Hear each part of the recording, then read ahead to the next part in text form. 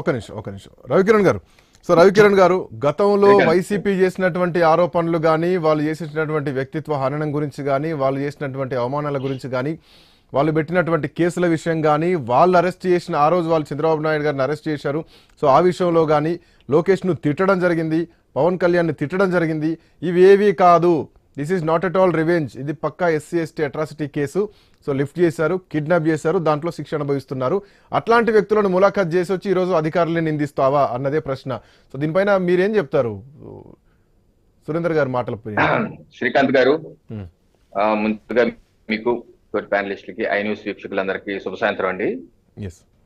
ఇప్పుడు వైసీపీ నాయకులు విజయవాడ జ్యుడిషియల్ కస్టడీలో ఉన్నారు, జైల్లో. సో ఆ పార్టీ అధినేతగా జగన్మోహన్ రెడ్డి గారు పరామర్శించడం తప్పేం లేదు, పరామర్శించవచ్చు. అయితే బయటకు వచ్చి ఆయన మాట్లాడుతూ అనేకమైనటువంటి అబద్ధాలు, అసత్యాలు, గతంలో జరిగిన దానికి వక్ర భాషలు చెప్తూ మాట్లాడటమే ఇబ్బందికరం. ఇప్పుడు వారు ఏమంటున్నారంటే, వారి ప్రెస్ మీట్ లో వాళ్ళు ఏం చెప్పారంటే, ఫిబ్రవరి 20, 2023న టీడీపీ నాయకులు పట్టాభి వీళ్ళందరూ 200-300 మంది వైసీపీ పార్టీ కార్యాలయంపై దాడికి వచ్చారు. ఆ దాడిని వైసీపీ కార్యకర్తలు అడ్డుకున్నారు అంటున్నారు. ఇది ఎందుకు సార్ ఇంత అబద్ధాలు చెప్తారు? డిజిటల్ మీడియా యుగంలో అన్ని యూట్యూబ్లు అన్ని ఉంటే ఈ అబద్ధాల? సాక్షి పేపర్, మీ సాక్షి పేపర్ చూపిస్తారు. ఆ రోజు 21వ తారీఖు మీ పతాక శీర్షికలో మీ పేపర్లో వేశారు. 21/2/2023న మీ పేపర్లోనే వేశారు, గన్నవరం రణరంగం అన్న శీర్షికల్లో సాక్షి పేపర్లోనే ఏమి రాశారు? ఆ రోజు టీడీపీ నేతల వైఖరికి నిరసనగా టీడీపీ పార్టీ కార్యాలయం వద్ద నిరసన తెలియజేయడానికి వెళ్లిన వంశీ అభిమానులు, అనుచరులు. దీంతో అక్కడ ఆత్మరక్షణకి జరిగినటువంటి ఘర్షణ, ఉద్రిక్త పరిస్థితి నెలకొంది. ఎవరు పార్టీ కార్యాలయంకి వెళ్ళారని మీ పేపర్లో రాశారు కదా. వంశీ అభిమానులు, అలాగే ఇక్కడ ఫోటో కూడా ఇస్తారు, వైసీపీ నేతలు నిరసన వ్యక్తం చేస్తున్నారు. అసలు ఎవరు వచ్చారు వైసీపీ పార్టీ కార్యాలయానికి? ఎవరు రాలేదు కదా. వచ్చింటే మీరు చూపించండి వీడియో. టీడీపీ కార్యాలయం దగ్ధం చేయటం, కారుల్ని దగ్ధం చేయటం, అగ్నికి ఆహుతి చేయటం, ఆ వీడియోలు ఉన్నాయి. దమ్ముంటే మీ వీడియో చూపించండి. అసలు మీ పేపర్లో రాశారు కదా వైసీపీ పార్టీ కార్యాలయం మీద దాడి. అసలు టీడీపీ కార్యాలయం మీదకి వచ్చింది వైసీపీ వంశీ అభిమానులను రాసుకున్నారు. మీ అభిమానులు, వైసీపీ కార్యకర్తలు కత్తులు, కటార్లు ఎన్ని పట్టుకుని వచ్చారు. ఎందుకు సార్? 2 ఏళ్ల క్రితం జరిగిందే మీకు మర్చిపోయారా? లేకపోతే మీ దస్తా పేపర్ పట్టుకున్నారు, దస్తా పేపర్ లో రాజకీయాల స్క్రిప్ట్ తప్పుగా రాశారా? ఎందుకు ఈ అబద్ధాలు మాట్లాడతారు, అసత్యాలు ఎందుకు ఇప్పుడు పరామర్శించారు? ఎందుకు ఈ ఎంతసేపు దాడులు చేసే టీడీపీ కార్యాలయం మీద దాడి జరగలేదండి? జరిగింది కదా. దానికి ప్రధానమైన నిందితుడు 71 గా వంశీ గారు ఉన్నారు కదా, ఆయన పరామర్శించడానికి వెళ్ళారు. ఓకే, ఇలా నేరాలు ఘోరాలు చేసిన వాళ్ళని పరామర్శించే పనిలో ఉన్నారు ఈయన. ఎందుకు వాళ్ళందరినీ వెనకేసుకొస్తారు? ఇప్పుడు దళితులని చంపేసి కాకినాడలో సుబ్రహ్మణ్యం డోర్ డెలివరీ చేశారు మీ ఎమ్మెల్సీ అనంతబాబు. ఎప్పుడన్నా సరే అనంతబాబు నువ్వు చేసిన తప్పు అన్నారు సార్ మీరు ఎప్పుడన్నా? కనీసం ట్వీట్ లో కూడా అన్నారా? మీ పార్టీ నుంచి సస్పెండ్ చేశారా? అతను స్వయంగా ఆ రోజు ఎస్పీ గారు కూడా ప్రెస్ మీట్ కూడా చెప్పారు. సో ఇప్పుడు గత ప్రభుత్వంలో జరిగిన అల్లర్లు వేరు, సో ఇప్పుడు ప్రభుత్వం నడుస్తున్నటువంటి తీరు వేరు.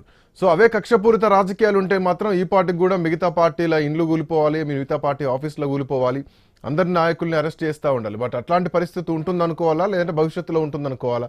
మళ్ళీ అవే సేమ్ పాలిటిక్స్ చూడొచ్చా? వైసీపీ నాయకులు మాట్లాడుతున్నారు, ఖచ్చితంగా మళ్ళీ మీ అంతు తేలుస్తాం, మీ ప్రభుత్వం పర్మనెంట్ కాదని. సో ఈ ప్రభుత్వం తీసుకునేటువంటి చర్యలపైనే నెక్స్ట్ ఏ ప్రభుత్వం వచ్చినా కానీ, ఏ ప్రభుత్వం వస్తుందో తెలియదు, ఏ ప్రభుత్వం వచ్చినా వాళ్ళ రియాక్షన్ ఉంటుంది. నేను చెప్పేది ఏంటంటే, వైసీపీ పార్టీ, ఆ పార్టీ నాయకులు, అధినేత హింసను ప్రోత్సహించే మనుషులుగా తయారైపోయారు. టీడీపీ కేంద్ర కార్యాలయం మీద దాడి చేస్తే నా అభిమానులు, నా ఫ్యాన్స్ చేశారు అని చెప్పి సమర్థించుకుంటే నాయకత్వం.